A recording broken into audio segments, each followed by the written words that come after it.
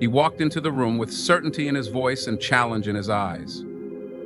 He had debated countless believers, dismissed religion as outdated mythology, and carried a quiet pride in his ability to silence anyone who dared to claim truth.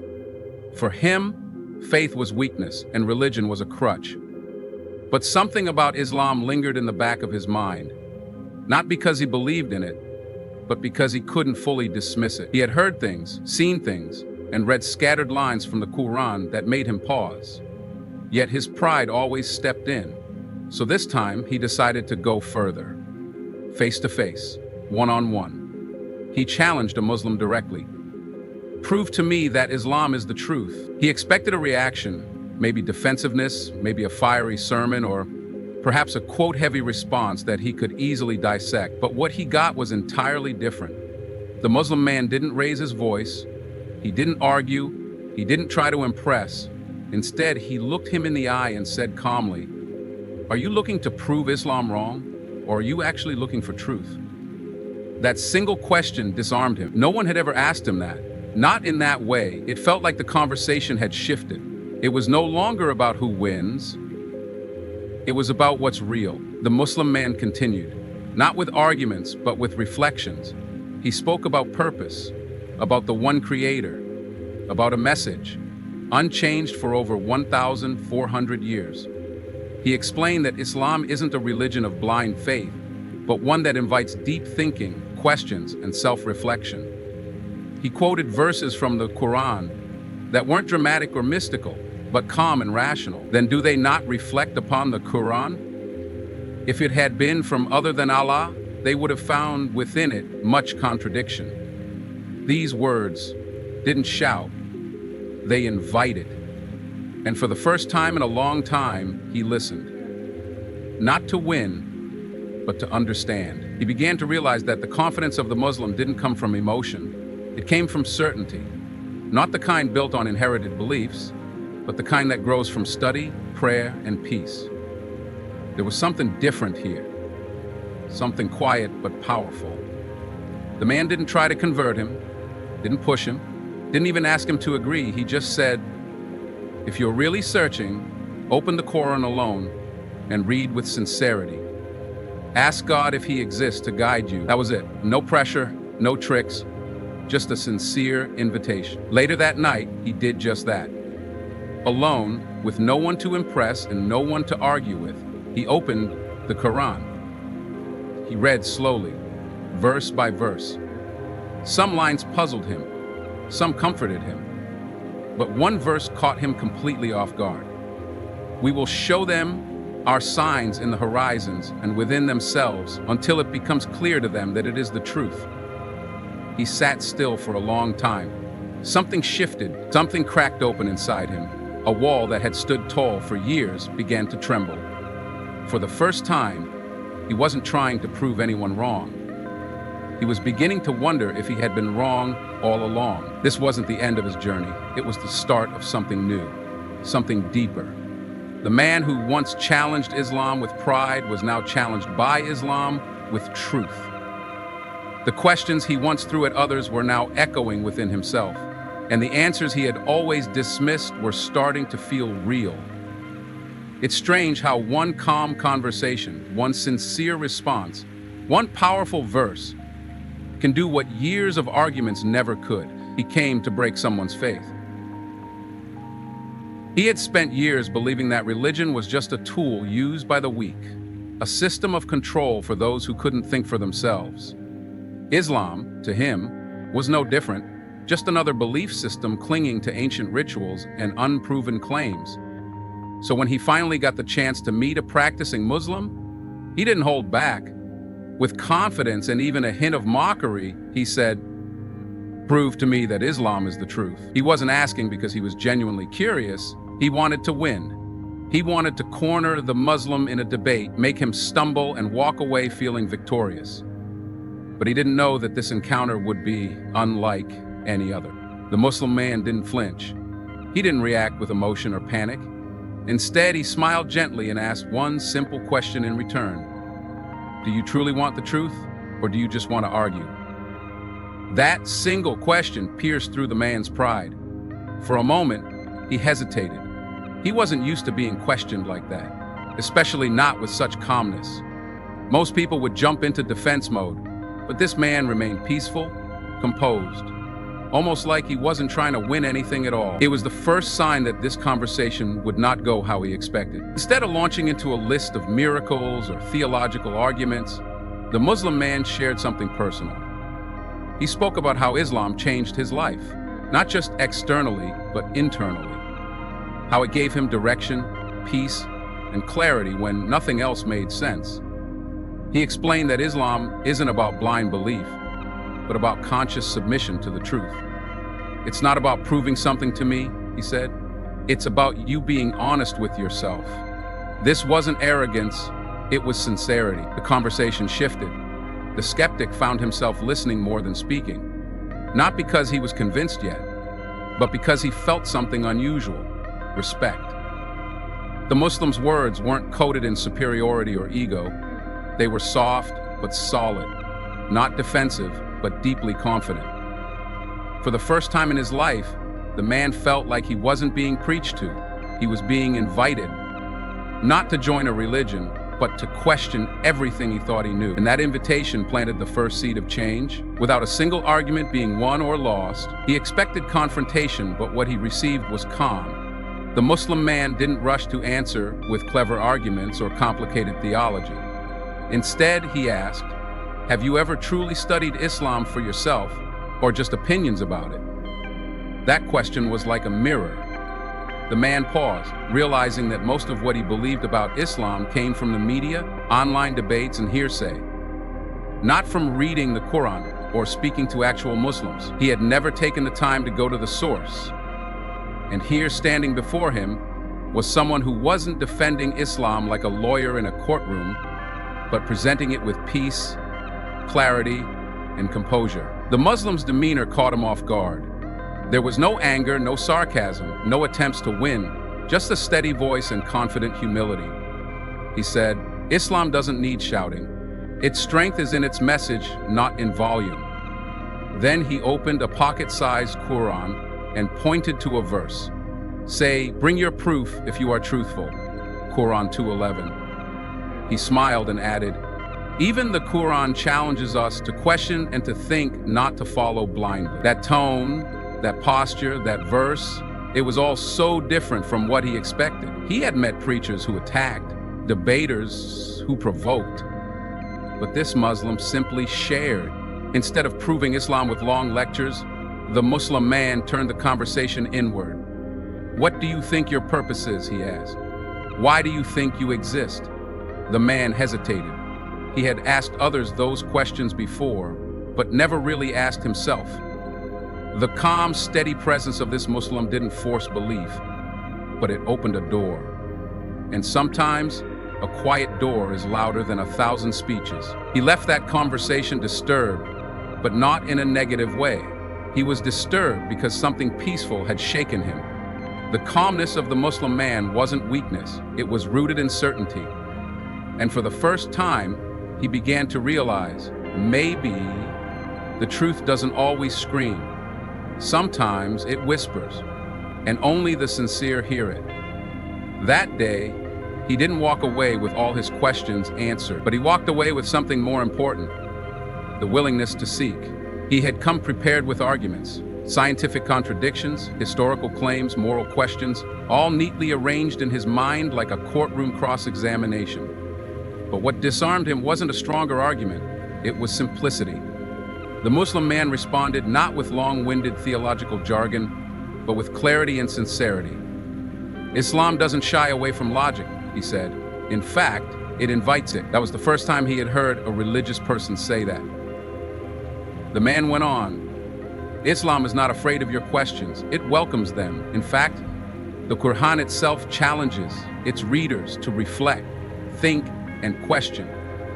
Because truth doesn't fear inquiry, it rises through it." What struck him even more was the balance between reason and heart. The Muslim man wasn't robotic or cold in his reasoning. He spoke with passion, but rooted in clarity. He quoted, "Do they not reflect upon the Qur'an? Had it been from anyone other than Allah, they would have found many contradictions. Qur'an 482. That line hit him, not because it was aggressive, but because it flipped the challenge back to him. The Qur'an wasn't just demanding belief, it was offering a test, a challenge to find even a single contradiction. He had read scriptures before, but never one that dared the reader to try and disprove it. He listened carefully now, the debate inside him slowly turning into curiosity. Islam is based on Tawheed, oneness, the Muslim continued. One God, one humanity, one message, and one consistent book from the beginning till now, preserved word for word. The man explained how the Qur'an had been memorized by millions, unchanged for 1,400 years. If even one word was altered, he said, millions would correct it by heart. That kind of preservation shocked him. It wasn't just faith, it was fact. He began to feel a strange emotion rising inside. Respect. This wasn't what he expected. No shouting, no forced conversion, just truth, calmly presented. He came to disprove Islam, but he found himself struggling, not with the Muslims' answers, but with his own doubts, because maybe, just maybe, the truth wasn't complicated. Maybe it was just waiting for him to be honest enough to accept it. The turning point in their conversation wasn't a verse or a miracle. It was a single, sincere question. The Muslim man looked at him and asked, if the Qur'an isn't from God, then how do you explain its preservation, its unmatched structure, its impact on hearts for over 1,400 years, and its ability to silence even its critics? It wasn't an accusation. It was a question posed with gentleness, but it hit like thunder. He had read books. He had seen how religious texts changed, how interpretations shifted with time. But he had also heard how the Qur'an hadn't changed a single letter since its revelation. He didn't believe it at first, until he researched and realized it was true. He tried to argue, but his mind kept circling back to that question. How do you explain a book memorized by millions, even children, across continents and centuries, in a language many don't even speak natively, without a single version dispute? He had never thought deeply about preservation. In his debates, he always focused on philosophical ideas or moral challenges. But now he was facing something unique. The Qur'an wasn't just a message, it was an unbreakable phenomenon. He started to feel like he wasn't arguing with the Muslim anymore. He was arguing with the Qur'an itself. And the Qur'an wasn't arguing back. It was simply standing unshaken. The Muslim man didn't gloat. He didn't push further. He just said, I'm not asking you to believe me. I'm asking you to read it with an open heart, no filters, just you and the words. That sentence lingered. He had always read religious texts with a critic's eye, looking for flaws, but never with the humility to actually listen. And now he realized, maybe truth doesn't shout in debates. Maybe it whispers in sincere moments. That question, how do you explain the Qur'an, had shifted something deep inside him. He wasn't ready to say it out loud, but a new voice was growing within, not one of challenge, but of curiosity, not one of pride, but of pursuit. And that voice refused to be silenced. That night, something pulled him toward the Qur'an, not out of faith, he still wasn't ready for that, but out of something stronger than skepticism, sincere curiosity. He didn't want to argue anymore. He just wanted to understand. So he sat alone with no audience to impress, no Muslim beside him to respond, no debate to win, just silence, a lamp, and the book he once mocked. As he flipped through its pages, he was surprised by its tone. It wasn't a book filled with wild stories or emotional pleas. It was direct, reflective, and deeply personal. It spoke as if it knew the reader's heart, as if it wasn't just informing, but conversing. Then he came across a verse that stopped him cold. Indeed, in the remembrance of Allah do hearts find rest. Qur'an 13:28. He stared at those words, read them again and again. It wasn't dramatic. It wasn't trying to prove anything. It was just true. He had searched for peace in many places, success, books, relationships, even therapy. But nothing gave him rest, not really. Yet this one sentence, read in the stillness of his room, felt like it knew his soul. For the first time, he didn't feel like he was reading words. He felt like the words were reading him. He put the Qur'an down and wept.